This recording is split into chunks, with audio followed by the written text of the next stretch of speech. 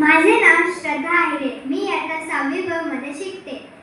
ओम श्री परमात्मने नमः.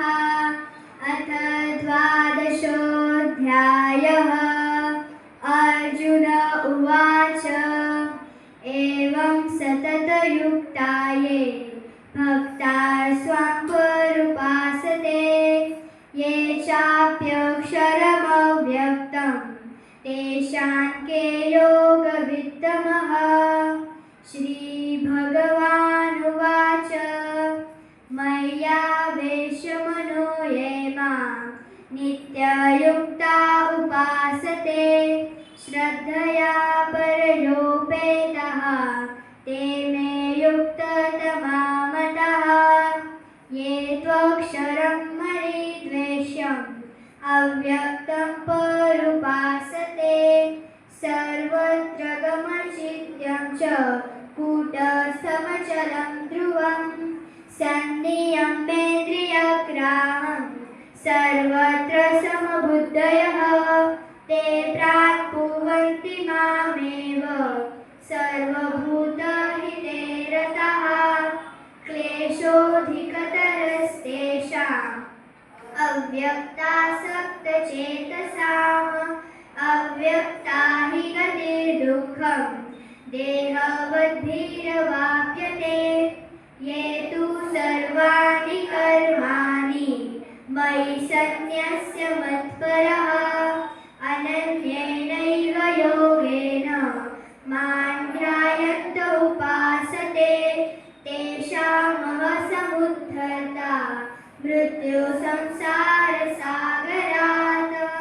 भवामि न चिरात् पार्थ मय्यावेशितचेतसाम् मय्येव मन आधत्स्व मयि बुद्धिं निवेशय निवसिष्यसि मय्येव अत ऊर्ध्वं न संशयः. अथ चित्तं समाधातुं न शक्नोषि मयि स्थिरम् अभ्यासयोगेन ततो मामिच्छातु धनञ्जय. अथैतदप्यशक्तोऽसि कर्तुमद्योगमाश्रितः सर्वकर्मफलत्यागं ततः कुरु यतात्मवान्. श्रेयो हि ज्ञानमभ्यासात् ज्ञानात् ध्यानविशिष्यते ध्यानात् कर्मफलत्यागं त्यागात् शान्तिरनन्तरम्.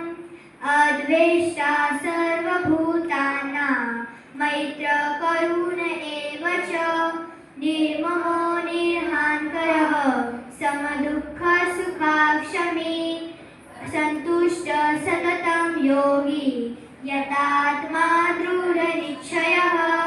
मय्यर्पितमनो बुद्धिं यो मद्भक्तः स मे प्रियः.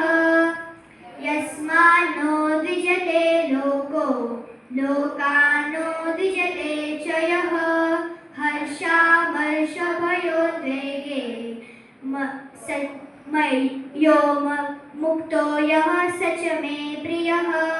ओम तत्सद इति श्रीमद्भगवद्गीतासु उपनिषत्सु ब्रह्मविद्यायां योगशास्त्रे भक्तियोगो नाम 12 अध्यायः.